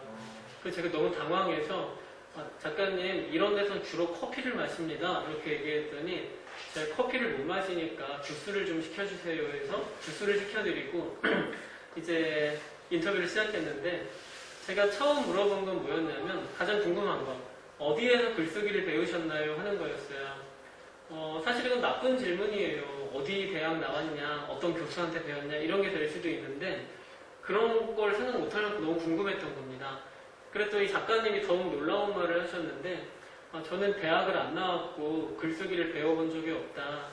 중학교를 1학년 때 중퇴하고 여기 성수동에 있는 아연 주물 공장에서 10년 넘게 공장 일을 하고 있다. 이렇게 답을 하시는 거예요. 근데 저는 물론 뭐 자격증이 있어야 글을 쓰는 건 아니지만 그래도 뭔가 좀 이렇게 배우지 않았다면 쓸 수 없을 거야 이런 생각을 하고 있었거든요. 근데 뭔가 평생 읽은 책이 한 2권 정도밖에 안 된다고 또 말을 덧붙이셔서 어떻게 그럴 수가 있지? 이제 이런 생각을 하게 됐는데 이분이 이제 글쓰기를 배운 적이 없는데 공장에서 이제 10년 넘게 일을 하는 동안 어떤 일을 했냐면 아연을 주문하는 일이었대요. 아연이 녹은 물을 국자로 이렇게 떠가지고 앞에 있는 돌아가는 판에다가 이렇게 부으면은 여기에서 액세서리들이 이렇게 나온다는 거예요. 여러분이 지금 입고 있는 옷에 무슨 여기 뭐 지퍼, 버클이나 이런 것들 뭐 그런 걸 만드는 일을 하셨대요. 근데 그런 일을 하는 동안 하루에 1000번 정도 이 일을 하는데 너무 심심해서 어떡하지? 내가 그러니까 이 일을 하는 동안 너무 심심해서 이상한 생각을 하셨대요. 잡생각이라고 하는데 만약에 내가 로또에 당첨된다면 그 돈을 어디다 써야 될까? 외계인이 나를 납치한다면 어떻게 해야지? 막 이런 걱정을 하다가 어느 날 너무 재미있는 이야기를 만들었대요. 예를 들면 외계인이 나를 납치해서 생체 실험을 하고 미안하니까 하나의 초능력을 준다고 했다. 근데 하나는 순간이동이고 하나는 투명인간이 되는 건데 선택하라고 하면 날 뭘 선택할 것인가? 이걸 하루 종일 고민하셨다는 거예요. 여러분이라면 뭘 선택하나요? 투명인간. 작가님은 뭘 선택했을까요? 작가님은 순간이동을 선택했는데 순간이동으로 전 세계적인 택배 사업을 하고 싶으셨대요. 근데 투명인간을 선택하면 뭔가 좀 범죄를 저질러야 될 것 같아서 네, 순간이동으로 했다고. 그 이야기도 책으로 나와 있어요. 근데 이제 작가님이 그걸 옮겨 적고 싶은데 옮겨 적을 수가 없잖아요. 글쓰기를 어떻게 하는지 모르니까. 그래서 네이버 지식인에 검색하셨대요. 글을 잘 쓰는 법 이렇게. 그랬더니 문장을 짧게 쓰세요. 접속사도 조금 쓰시고요.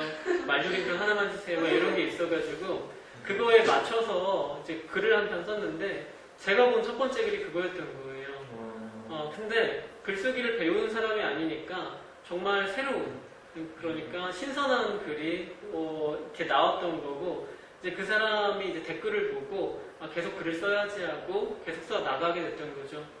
근데 정말로 글쓰기를 배운 적이 없다고 하다가 글쓰기를 배우긴 배웠는데 독자들한테 배웠다고 하는 거예요.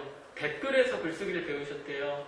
그러니까 이분이 글을 쓰면 재밌어요, 대박이에요, 신선해요 이런 댓글이 달리는데 맞춤법 지적이 많았어요. 작가님 역할이 아니라 역할입니다 라든지 작가님 여기 두더 쥐라고 쓰셨는데 두더 지라고 해야 맞습니다 막 이런 게 있다 보니까 작가님이 이제 근데 많은 사람들이 맞춤법을 지적당하면 일단 좀 부끄럽고 화가 나거든요. 제가 아는 어떤 작가들은 뭐 맞춤법이 그렇게 중요합니까? 라든지 아니면은 막 신고하고 차단하고 막 그런 사람들도 있을 텐데 이 김동희 작가 뭐라고 댓글을 달았냐면 알려주셔서 감사합니다. 제가 몰라서 틀렸습니다. 앞으로 틀리지 않을게요. 그러니까 감사를 전하고 나의 부족함을 인정하고 그리고 앞으로 개선하겠다는 의지를 보이는 거잖아요. 정말 쉬운 것 같지만 전 살면서 이렇게 말하는 사람을 별로 본 적이 없어요. 저도 잘 못하는 말이고요. 그런데 사람들이 그 댓글을 보고 감동하는 거예요. 알려주면 고마워하고 고치는구나. 그때부터 정말 많은 맞춤법 지적이 들어왔는데 3개월이 지나니까 더 이상 맞춤법을 안 틀리게 됐어요. 그러니까 사람들이 욕심이 생기는 거예요. 그래서 어떤 댓글이 달렸냐면 작가님 여기 여주인공이 으헝헝헝 이렇게 울고 있는데 그녀는 흐느꼈다. 그녀는 오열했다. 이렇게 바꿔보세요. 작가님 여기 으악하고 느낌표를 10개를 붙이셨는데 하나를 줄여보세요. 그리고 어느 날은 작가님 여기 이 부분은 개연성이 다소 떨어지는 것 같은데 좀 이렇게 부족하지 않습니까? 그랬더니 작가님 댓글도 단 거예요. 너무 감사하다. 근데 제가 개연성이라는 단어를 처음 들어보는데 이게 뭔지부터 알려주시면 좋겠다. 그러니까 이제 그 사람이 죄송합니다. 개연성은 이런 거예요 하고 답글을 다는데 지나가던 사람이 작가님 알려드리려면 잘 알려드려야 하지 않냐. 그건 개연성이 아니다 하고 또 막 둘이 막 알려주다 싸우는 거예요. 근데 이제 김동식이라는 작가는 그런 과정을 300번을 거치면서 정말 새로운 작가가 탄생하게 된 거죠. 저는 김동식 작가를 보면서 뭔가 작가가 되려면 특히 소설가가 되려면 공모전에서 등단을 하고 자격증을 받아야 되는데 그게 아니라 어떤 소수의 심사위원이 이 사람을 뽑은 게 아니라 우리와 닮은 평범한 정말 개인들이 이 사람을 작가로 끌어올린 거구나. 어쩌면 이 사람이 시대의 작가가 아닐까 생각하다가 혹시 작가님 300편 넘게 쓰셨는데 이걸 책으로 내보고 싶으시면 좀 도와드리고 싶다. 그랬더니 작가님이 그럼 너무 좋죠 라고 하셔서 제가 이제 그때 작가님 300편 글 중에 20편 정도, 제가 제일 좋아하는 20편 정도를 이제 저를 좀 많이 도와주신 출판사 대표님이 있는데 그분께 보여드리게 됐어요. 그분이 읽어볼게요 하시더니 그걸 다 읽고 그날 밤 12시에 전화가 옵니다. 전화하셔가지고 아니 민섭씨 이런 작가가 그동안 어디에 숨어 있었어요? 이렇게 물어보셔서 예 제가 찾았습니다 대표님 이렇게 말씀을 드렸더니 지금까지 출판을 오랫동안 했지만 이렇게 재미있는 이야기를 오랜만에 본다.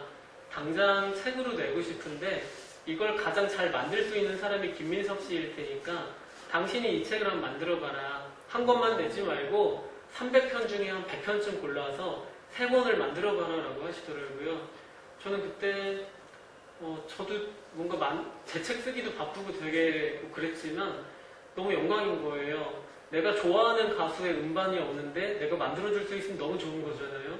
근데 내가 좋아하는 작가의 책을 만드는데 참여하고 내 책꽂이에 꽂아놓을 수 있게 된 거예요. 네, 해보겠습니다 하고 이제 이 책에 나온 후내 시대에 나온 김민섭 씨가 여행을 다녀온 지 딱 한 2주 만에 김동희 작가의 책이 나오게 돼요. 거의 후내 시대가 나오는 것과 같이 벌어진 일인데 이 김동희 작가의 책이 나오고 그 책이 잘 됐을까요? 안 됐을까요? 이게 며칠 동안 거의 한 권도 안 팔렸어요. 6,000권을 찍었는데 6,000권이 그냥 창고에 쌓여있고 이 책이 2쇄를 찍을 것이라 생각한 사람도 이제 거의 없어질 만큼 안 팔렸는데 이유가 뭐냐면 김동식이 누구야? 라고 했을 때 인터넷에서 글 쓰던 사람이야 라고 하면 등단을 안 했구나. 우린 책을 안 가져갈 때 왜냐하면 책이 안 팔릴 테니까 그래서 이제 책이 이렇게 쌓여있게 됐는데 제가 작가님한테 부탁을 드려요. 작가님 혹시 그 게시판에 책이 나왔다는 글, 어떤 감사의 글 하나 적어주실 수 있느냐. 그랬더니 작가님이 그날 저녁에 안녕하세요, 복나름 간답니다. 제 책이 나왔습니다, 여러분. 하고 글을 한 편 올리게 되고 그 글이 정말 그날 밤 동안에 수백 개의 댓글이 달리게 돼요. 축하한다. 책으로 나올 줄 알았다. 아니, 책이 나왔으면 말을 해야지, 이 사람은. 막 이런 댓글들이 막 달리게 되는데 근데 댓글들마다 그냥 축하한다는 댓글만 단 게 아니라 뭔가가 더 달려있는 거예요. 사진이 한 장씩 붙어있는 거예요. 어떤 사진이었을까요? 책상 인증. 네, 맞아요. 책이 아직 오진 않았으니까 내가 네 책을 샀어라는 영수증 사진을 캡처해서 붙이는 거예요. 인증 같은 거 잘 안 하지만 작가님이 안심하도록 3번 인증. 1년 동안 정말 행복했고 고맙다. 언젠가 번역이 돼서 외국에도 진출하면 좋겠다. 한국의 베르나르 베르베르라고 생각한다. 이 베르나르 베르베르는 제가 고등학생 때 읽었던 소설인데 그때 고등학생들이 가장 많이 읽은 소설이 베르나르 소설이었어요. 지금은 이제 좀 덜 읽는 것 같지만 그러니까 작가가 댓글을 다 달아줘요. 어떻게 제 불안한 마음을 아셨나요? 맞아요. 제발 출판사에 손해만 안 끼치길 바라는데 감사합니다. 되게 천성이 착한 사람입니다. 그래서 이제 다음 날이 12월 말일이었고 1월 1일이라 출판사가 일을 안 했어요. 1월 2일에 출근을 한 출판사 대표가 저한테 전화를 해가지고 민섭 씨 무슨 일이 있었는지 모르지만 창고에 있던 책이 다 나가서 6,000권을 지금 더 찍고 있다.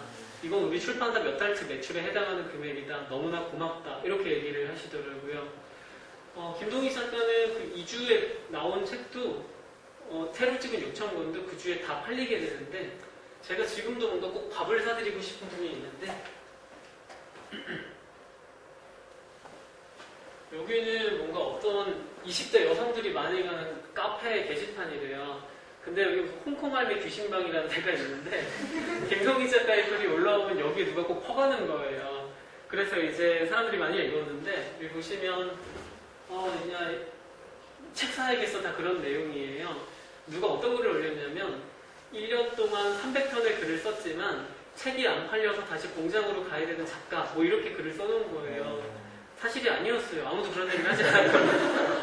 근데 사람들이 이 천재 작가를 구해야 하고 정말 수백 개의 댓글이 달렸고 그 다음날 또 전화가 왔어요. 민섭 씨 6,000권이 다 팔렸는데 이번엔 10,000권을 찍어보려고 해.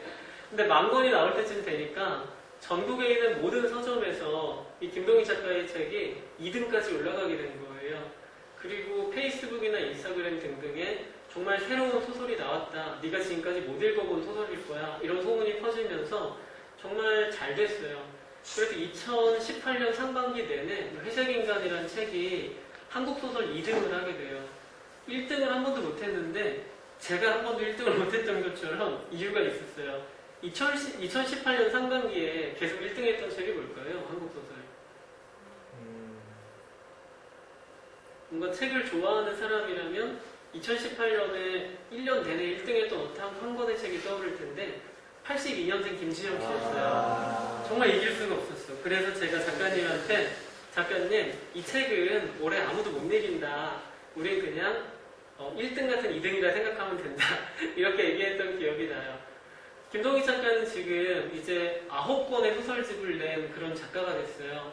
정말 좋은 일이 많았는데 2가지만 말씀드리면 2018년에 오늘의 작가상 최종심에 올라가게 됐어요. 가장 권위가 있는 문학상 중 하나인데 등단하지 않은 작가가 올라간 게 거의 아마 처음이었을 거예요. 그래서 그게 화제가 됐고 저는 작가님이 상을 받게 되면 시상식장 가서 좀 울고 있으려고 그랬어요. 내가 키운 작가입니다 이러고. 네, 근데 다행히 떨어지셨어요. 네, 다음에 더 좋은 일이 있을 것 같고 그리고 지금까지 낸 책들이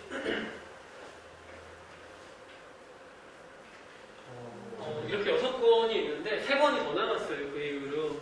근데 여기 나온 책 중에 절반 정도는 S방송국에서 드라마로 만들기 위해서 사갔고 그리고 최근에 나온 거는 그 MBC에서 사갔고 그리고 또 다른 한 거는 지금 어떤 감독님이 시즌제 드라마로 만들고 있어요. 시즌제가 끝나면 뭐 넷플릭스나 웨이브 같은 곳에서 이렇게 소개가 될 수 있는데 만약 여러분이 그때 김동식 원작 무슨 뭐 드라마 보시면 아, 나 저 책 만든 사람 만나본 적 있어. 이렇게 한번 생각해 주시고 책도 한번 사보시면 좋을 것 같아요. 그래서 김동식 작가는 지금 대한민국에서 가장 뭐랄까 잘 나가는 보다도 대한민국을 대표하는 30대 남자 소설가가 누구야라고 했을 때 누구든지 아 김동식이라는 사람이 있어 이렇게 얘기할 수 있을 만큼 잘 됐고 얼마 전에 600편째를 쓰셨어요. 지금 아직 작가의 나이가 35살, 30대 중반밖에 안 됐거든요. 그래서 그날 출판사에서 파티를 열어드렸는데 아직도 쓰고 싶은 게 너무 많대요. 사람들이 소재가 떨어지지 않았나요? 했더니 노트북 바탕화면에 아직 안 쓴 게 100개 넘게 있어요 라고 해서 다들 큰 감동을 받았던 일이 있는데 30대일 때 1000편을 한번 써보고 싶다라고 하시더라고요. 그럼 정말 또 멋진 일이 벌어질 것 같아요. 저는 이제 후내시대라는 책을 쓴 이후에 계속 타인과 어떻게 연결될 수 있을까, 우리 모두가 어떻게 연결될 수 있을까를 고민하며 살아가고 있는데 이 김동희 작가를 만난 것도 그 연장선이었어요. 말하자면 어떤 작가가 잘 됐다라고 했을 때 그게 그 사람의 어떤 천재성이나 글을 잘 쓰는 힘 이런 것일 수도 있겠지만 김동희 작가가 잘 됐을 때 사람들 댓글을 보면 다 어떤 얘기가 있었냐면 나는 너의 글 300편을 다 읽었지만 네가 작가로서 잘 되기를 바래. 그렇기 때문에 너를 응원하는 마음에 책 3권을 다 샀고 앞으로도 그럴 거야. 네가 잘 되면 좋겠어. 이런 얘기가 무척 많이 있었거든요. 우리가 삶을 살아간다라는 것은 우선 나는 누구인가라는 것에 답을 해야만 해요. 아까 말씀드렸듯이 그러고 나면 여러분을 응원하는 많은 사람들이 생깁니다. 저 사람이 잘 되면 좋겠어라고. 그건 대단히 특별한 게 아니라 자신의 일상을 단단하게 살아가는 모두에게 해당되는 말이고 그런 사람들은 누구나 응원하고 싶어지거든요. 여러분도 그러한 삶을 또 타인과 연결된 삶을 살아가면서 자기 자신을 확장시킬 수 있으면 좋겠어요. 무엇보다도 자기 자신에서부터 시작해서 사회로, 시대로, 타인에게로 확장시킬 수 있으면 좋겠다라고 생각합니다. 네. 그래서 오늘 삼산고등학교 학생들께 말씀드리고 싶은 이야기는 이제 이것으로 끝났고요. 마지막으로 제가 강의 끝나고 항상 드리는 말씀을 드리고 싶어요. 오늘 제 이야기를 들어주신 모든 분들께 진심으로 감사드리고 당신이 잘 되면 좋겠습니다. 네, 고맙습니다.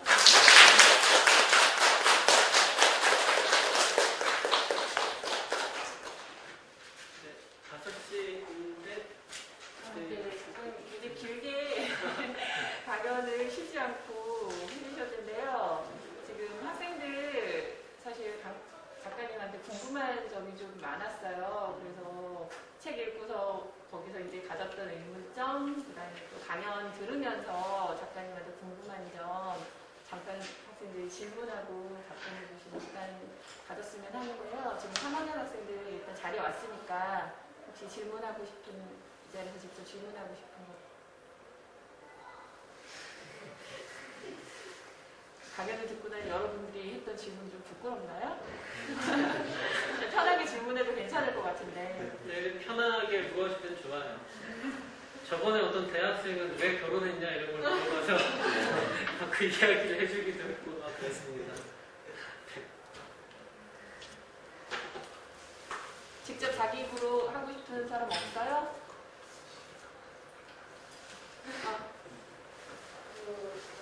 큰 소리로 해주세요. 마스크하고 있어가지고 잘 안 들리거든? 사실 이렇게 책을 잘 개인의 삶의 시대를 연결시켜주는 거니까 훈이라고 하는 건 우리 주변에 사실 일상적으로 있는데 그런 게 일종의 외부의 매력적인 요구라고 할 수 있다면 그리고 사회라는 것도 이렇게 구성해지기 위해서는 그 요구에 어쨌든 우리가 순응을 어느 정도 해야 되는데 만약 그게 부정해서 순응하기가 어렵다라고 했을 때 어떻게 대처하는 게 우리가 올바른지 그 책에서 조금 궁금해졌어요. 네. 너무너무 좋은 질문이고 필요한 질문이에요. 고마워요. 뭔가 여러분도 고등학생으로 이 사회를 바라보다 보면 이해가 안 가는 것들이 있잖아요. 네. 지금 내가 보기 이해가 안 가는 거? 그럼 내가 밥 먹으면서 생각해도 이건 잘못된 게 분명한데 왜 저 사람들은 저렇게 결정했을까? 나중에 대학생이 되든 사회인이 되든 그러한 뭔가 부당해 보이는 것들은 여전히 남아있어요. 근데 그때마다 우리는 어떻게 행동해야 될 것인가 하는 문제이고, 근데 여러분들이 지금 부당하다고 느끼는 것들이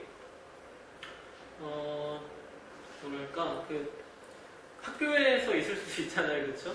나중에 대학에 가면 대학에 있을 수도 있고, 회사에 가면 회사에서 보이는 부당함들이 분명히 있을 거예요. 그러니까 우리 선생님이 부당해 이런 게 아니라 이건 구조적으로 부당해 보이는 일들이 분명히 있어요. 개인의 잘못이 아니라. 근데 그럴 때 우리는 어떻게 해야 될 것인가? 근데 회사원이라고 쳤을 때 이걸 내가 하게 되면 분명히 우리 사회에 안 좋은 영향을 끼칠 텐데 이걸 바로잡으려면 난 회사를 그만둬야 됩니다. 부당함이란 건 사실 이런 데서 와요. 내가 이것을 눈 감으면 아무 일도 없지만 내가 여기에 뭔가 잘못되었다라고 얘기하면 난 직장을 잃게 되는 거죠.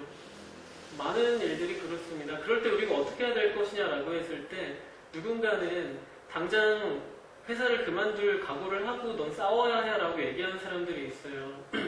전 그런 사람들을 별로 좋아하지 않아요. 그렇게 앞으로 나아갈 수 있는 방법이 아니라고 생각하거든요. 가장 좋은 방법은 여러분이 지금 잘못됐다라고 생각하는 것들이 있잖아요. 그걸 기억하는 거예요. 기록하고 기억해 두면 10년이 지나고 20년이 지나도 그래 이건 잘못된 거였어 라고 생각할 수 있어요. 그런데 기록하거나 기억하지 않고 그냥 추억하고 있으면 한 20년쯤 지난 뒤에 어떤 얘기를 하게 되냐면 그땐 그랬지 나 때는 말이야 더 힘든 것도 견뎠어 이렇게 그걸 추억하고 미화하게 되는 거예요. 그런데 여러분은 지금 학생이지만 20년, 30년, 40년 시간이 흐른 뒤에는 조금 더 많은 것을 바꿀 수 있는 자리에 오르게 돼요. 학생들 수천 명이 모여서 이걸 바꿉시다 해도 바꾸기 힘든 게 어떤 어른은 자리에 앉아서 이걸 합시다라고 한마디 쓰는 걸로 그걸 결정할 수도 있거든요. 근데 여러분들도 조금씩 그런 사람이 되어갑니다. 조금씩 뭔가 결정할 수 있는 중요한 사람이 되어가는데 그때 이제 그래 내가 20년 전에 생각했던 이건 부당한 거였지 지금이라도 내가 고칠 수 있는 것들을 고쳐야겠다라고 하면 우리 사회는 20년이라는 시간을 두고 조금씩 변화해 나갈 수 있어요. 그럼 내가 그때 그랬지 내가 그때 참 어렸어 라고 생각하게 되면 무엇도 고쳐나갈 수가 없게 되죠. 그래서 전 여러분에게 뭔가 부당하다 생각되는 게 있을 때 여러분을 희생하고 포기하면서 싸우라고 하고 싶진 않아요. 그건 좋은 방법이 아니라고 생각해요. 물론 그래야 될 때도 있을지 모르겠지만 하지만 여러분들이 지금 부당하다 생각한 것들을 기록하고 기억하는 게 가장 이 사회를 건강하게 바꾸어 나가는 좋은 방법이 될 거다라고 생각을 합니다. 제가 추천하고 싶은 책이 하나 있는데 노정석이라는 고등학생이 쓴 책이에요. 그 학생은 이제 작년에 고등학생이었는데 학교 자습실에서 300편의 글을 썼대요. 뭔가 김종식 같죠? 그래서 시하고 에세이하고 일기를 300편 정도를 자기 고등학교 자습실에서 썼는데 제가 이제 그걸 우연히 읽어보게 됐어요. 읽어보게 됐고 이거 혹시 책으로 내면 너무 좋겠는데요 라고 했는데 우연히 그 학생이 어떤 공모전에 그 글을 낸 거예요. 근데 제가 그 글을 어디서 봤냐면 그 공모전 심사위원으로 들어갔다 본 거예요. 그래서 그 학생의 그 글이 거기에서 대상을 받고 등단을 하고 책을 내게 됐는데 그 책에 그 학생이 뭐라고 썼냐면 나는 교육자가 되고 싶다. 그런데 지금 내가 본 것들을 기록해두지 않으면 나중에 교육자가 돼서 이걸 아마 고치기 힘들 거다. 나는 20년 뒤에도 고등학생 노정석으로서 잘못됐다, 부당하다 생각한 것들을 지켜나가고 고쳐나가고 싶기 때문에 지금 이 글을 기록한 거야 라고 썼길래 너무나 좀 고맙더라고요. 여러분들도 뭔가 대단한 걸 써야겠다라기보다는 내가 지금 경험한 것들, 내가 감각한 것들, 그리고 나의 일상들을 조금씩 기록해 나가다 보면 아주 소중한 기록들이 될 거라고 생각해요. 네, 그렇게 조금씩 바꿔나가시면 좋지 않을까 생각합니다. 또 질문할 사람? 그리고 아까 제가 말씀드린 책은 노정석 작가의 삼파전 형광등 아래에서라는 책이에요. 그 학생은 지금 대학생이 되었어야 하는데 아직 코로나 때문에 계약을 안 해가지고 지금 아직 입학을 기다리고 있다고 하더라고요.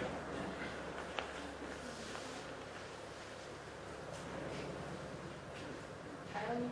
네? 질문을 올렸었는데 다 답을 받았어?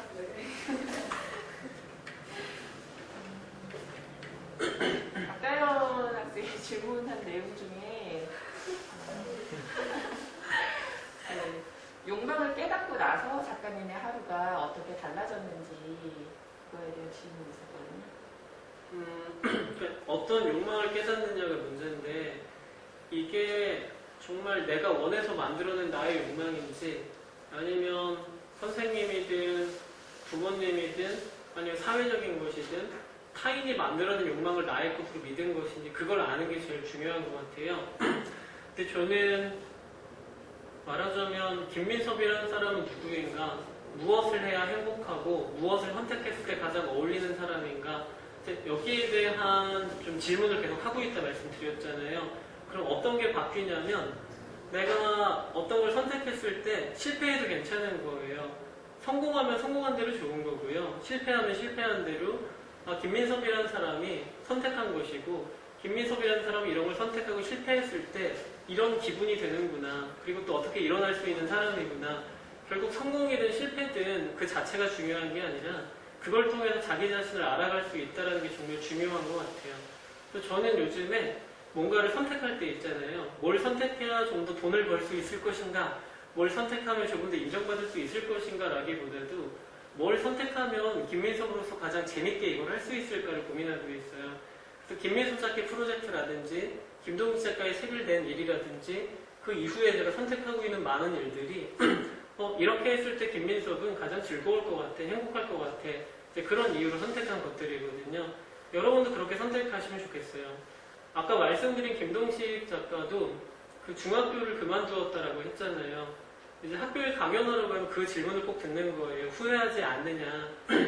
근데 김동식 작가가 그때 뭐라고 답을 하냐면 제가 한번 따라갔다 들었는데 괜찮다라는 거예요. 내가 선택한 일이다. 내가 선택한 일인데 사람은 자기를 미워할 수는 없잖아요. 물론 내가 미울 때가 있지만 나를 혐오하며 평생 사랑할 수 없기 때문에 내가 선택한 일에 대해서는 행복해지기 위해 최선을 다한다는 거예요. 그렇기 때문에 가장 중요한 건 나의 욕망이 무엇인지 아는 일, 그리고 그 이후에 내가 선택하는 일, 그게 중요한 것 같아요. 네. 어쨌든 저는 계속 그 이후로 행복하게 살고 있기 때문에 여러분도 그렇게 하셔도 뭐 별일이 일어나진 않는다. 그리고 그렇게 사는 게 사실 앞으로 여러분의 인생을 좀 더 즐겁게 만들 것이다 라고 믿습니다. 또 질문할 사람 있어요?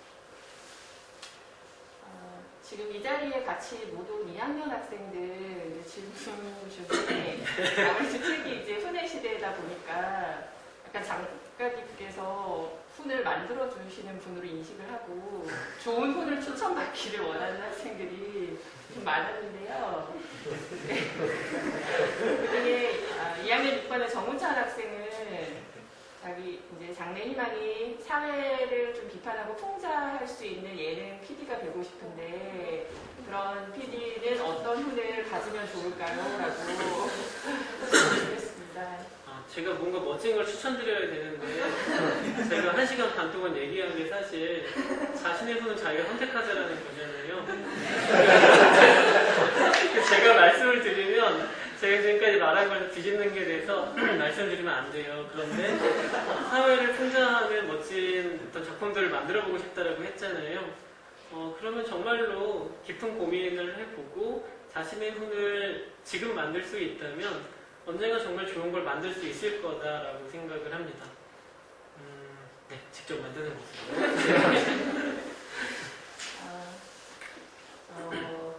선생님 이제 좀 마무리를 하려고 하는데요.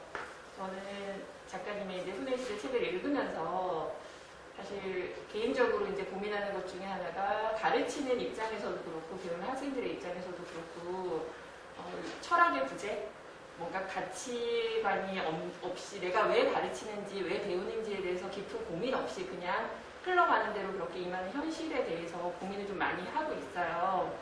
그런데 훈이라고 하는 것도 그것에 대한 어떻게 보면 그 사회의 지향적이라고 할 수 있는데 책의 내용에서는 훈이라는 것을 전체적으로 작가님께서 좀 부정적인 훈에 대해서 많이 말씀을 하셔서 이런 것들을 계속 부정하는 것이 옳은가? 그래서 작가님의 글 내용에 공감은 많이 하면서도 한편으로 약간 불편한 부분이 있었는데 끝까지 글을 읽고 나서 이제 들었던 생각은 우리 사회의 훈이라고 하는 것이 전체를 우리에게 강요하지만 그 속에서 정작 개인은 객체가 되어버리는 훈을 우리에게 이제 강요해 왔다면 김윤석 작가님께서 우리가 찾기를 바라는 훈은 내가 주인이 되면서 주체가 되면서 우리 전체를 생각하는 그런 훈이 아닌가라는 생각이 들었습니다. 그래서 좋은 주제로 발견해 주신 김윤석 작가님께 다시 한번 큰 박수 부탁드리겠습니다. 이것으로 인문학특강 1강을 마치도록 하겠고요. 지금 책에 지금 사인 받으려고 학생들 기다리고 있을 텐데 네. 사인하는 시간 갖고 이제 갈 학생들은 자연스럽게 집으로 귀가하면 되겠습니다, 여러분.